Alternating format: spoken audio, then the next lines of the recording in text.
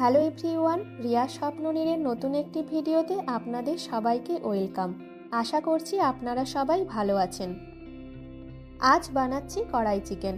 তার জন্যে আমি এখানে 1 কিলো হাড়সহ মুরগির মাংস নিয়েছি। ভালো করে জলে ধুয়ে নেওয়ার পর এতে 1 চামচ নুন ও হাফ পাতিলেবু রস দিয়ে এটা ম্যারিনেট করে আধ ঘন্টা রেস্টে রেখে দেব। তারপর বানিয়ে নেব কড়াই চিকেনের মেন মশলাটা।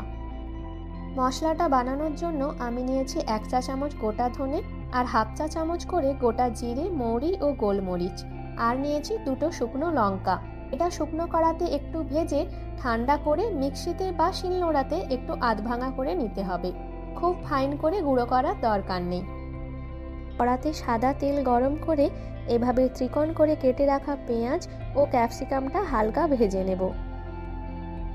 পেঁয়াজ ও ক্যাপসিকামটা তুলে নেওয়ার পর ওর মধ্যেই 7 থেকে 8 চামচ সরষের তেল দিয়ে তা গরম হওয়ার পর দিলাম 2টো তেজপাতা ও গোটা গরম মশলা। এগুলি ভাজার হালকা একটা স্মেল আসার পর দিচ্ছি 1 কাপ কোচানো পেঁয়াজ। পেঁয়াজটা হালকা ভাজা হয়ে সফট হয়ে আসার পর দিলাম 1 চামচ আদা বাটা ও 1.5 চামচ মতো রসুন বাটা।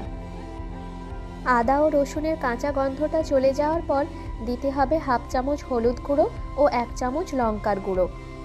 তারপর 1 থেকে 2 মিনিট নাড়াচাড়া করার পর টমেটোর পেস্টটা দিয়ে দিতে হবে। আমি এখানে 2টি টমেটোর পেস্ট বানিয়ে সেটি ব্যবহার করেছি। তারপর তেল ছাড়া অবধি মশলাটা মিডিয়াম আঁচে ভাজতে থাকব। মশলা থেকে তেল ছাড়ার পর ম্যারিনেট করা মাংসটাও দিয়ে দিলাম।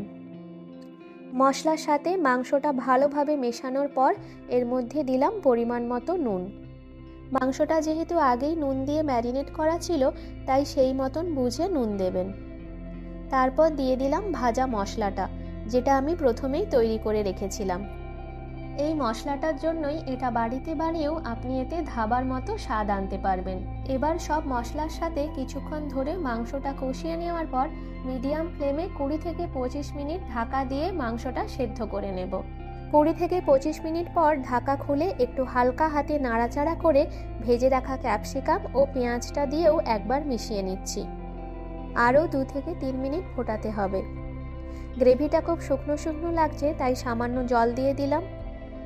তারপর দিচ্ছি ফ্লেভারের জন্য 2টো কাঁচা লঙ্কা, কিছু কোচানো ধনেপাতা ও জুলিয়ান করে কাটা আদা।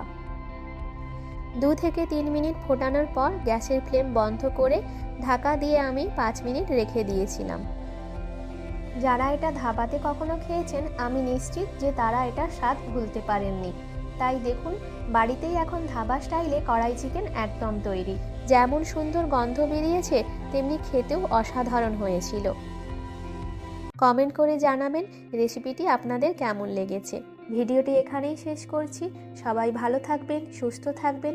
রেসিপিটি ভালো লাগলে প্লিজ আমার চ্যানেলটি সাবস্ক্রাইব করে পাশে থাকা বেল আইকনটি ক্লিক করবেন, যাতে আপনি আমার সব ভিডিওর নোটিফিকেশান পান। ভিডিওটি লাইক ও শেয়ার করবেন। দেখা হচ্ছে পরের একটি ভিডিওতে। ততক্ষণের জন্য বাই বাই।